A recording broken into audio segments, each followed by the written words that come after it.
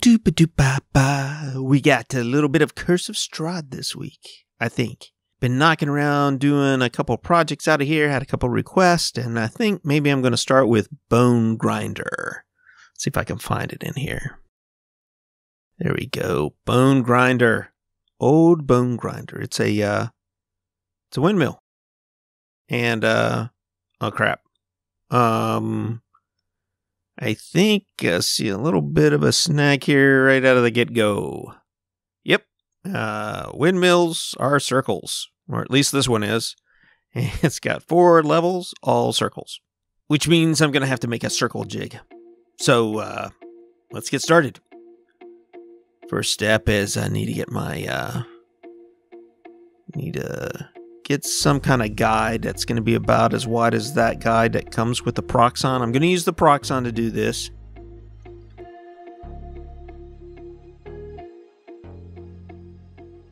Let's go see if I've got a dowel over here somewhere. Yeah, I got one that's I don't know, that looks to be about a 1/4 inch, give or take. Yep, 1/4 inch. So a 1/4 inch dowel. That's a little loose in there, but it's good enough, I think, to give us a solid enough try. And then don't have any big pieces of wood, so I figure I'd try to use this piece of chipboard, medium weight. So first I got to cut this thing to the length of the chipboard. Tried the knife there, but back to my handy scissors. There we go, cut it off. Now when I cut it off with the scissors, it bunches up the wood there at the end, so I just use a little sandpaper to flatten it out. Now you might have a better device for cutting than me, but either way, just cut out a piece of 1/4 inch square dowel, and I'm just going to hot glue it on here. Now the important part when you hot glue this thing on here is to make sure that it is square. So I'm going to use a square. Get it on there. Now the next step to make this circle jig is going to be to mark out a slot so you can slide it up and down the bed of the Proxxon.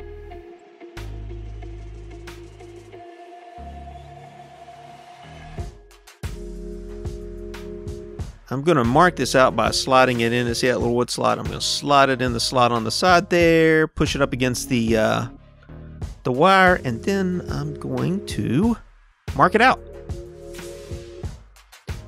Use my handy square again, and I'm just going to mark out a little gap in the chipboard that runs on either side of the wire. And this allows me to slide it up and down. And so I'll be able to get different diameters of circles by sliding this up and down. Now the next step here, I've marked it out, but I think what I want to do is put some little indicators on it so that I can set it at 1/2 inch to inch intervals. So mark it out down to about 6 inches or so, 6 or 7 inches give or take. And I'm going to make a mark where I'm going to cut this down. Yeah, so maybe this gives you a better idea of what I'm doing here.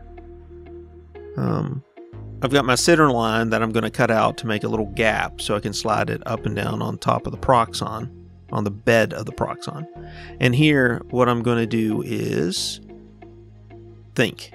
I guess I'm just thinking right there. I don't know. I don't know what I'm doing right here.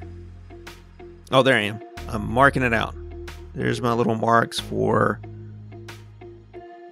where the nail is going to go. Now the nail, you'll see in a minute, is going to be used to hold a piece of foam in place while you spin it around, and the wire's going to cut it.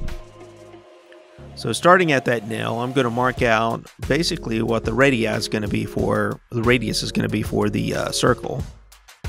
And then I'll mark it out at 1/2 inch intervals all the way up to the top of the board there.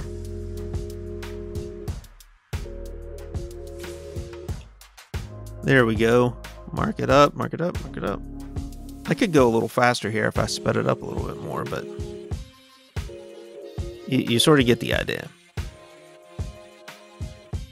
Mark it a little erasing there because I messed up or something. And then I'm marking it out 1, 1.5, 2, 2.5. Now here's where I'm cutting out that little gap in there. All the way down to right before where my nail is going to go. And I just get a little bit of an X-Acto knife and basically drill a hole with the tip of the X-Acto knife. Now I have a bunch of these nails and stuff. I'm just going to sort through them, see if I can find something. I think this was used for like hanging up pictures and stuff. So I found a nail in there and I didn't like it. It was a little bit too unstable. So I got basically a roofer's nail. It's got a big flat head. It's probably make a hole that's a little bigger than what you might want in the foam, but I figure I can cover that up. So there I am giving a little bit of a pilot hole, and then I'm going to slide it in, clean that up a little bit. I'm going to slide it in there. See, the foam will fit onto that. And then, let's see. So I did a little test case here really quick with this, and what I found was that the nail would move as I was spinning it around. That's a little bit too much give. So, grabbed my trusty super glue, and I went back and pulled the nail out just a little bit there. See, it has that big flat head on it. And you could probably use just about any nail that has a really flat head. You don't want a thick one because it'll, make your surface uneven.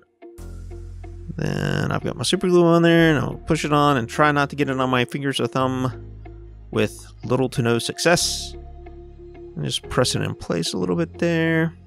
Pull on the other side. Let that dry up. There we go. And that made it way more stable. I didn't have any of that little wobbly movement to make a little less perfect circle when it wobbles. Now that it's stable, the circles came out a lot better. Here I am just pressing down on a little bit. Make sure it's really nice and snug against the glue as it's drying there. Maybe a little bit too aggressive on it. I don't know. It came out okay. So, here we go. Come on, stop pressing already. Jeez. This is going to be a long video of me pressing on a chipboard. So, okay. There we go. And here we go with the test case. So the first thing I do is I make sure the Proxxon's off and I press it all the way up against the wire. And then when you turn it on, bam, it goes in. You just do a quick little turn and then you can pull it away and you have your circle. All right, so a quick circle jig, and this is going to help me do Bonegrinder. So next week, we'll get started on Bonegrinder. Hope you enjoyed the video.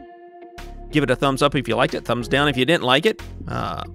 Always hit the subscribe button because you want to subscribe to this really cool stuff. And until next week, have fun and keep crafting.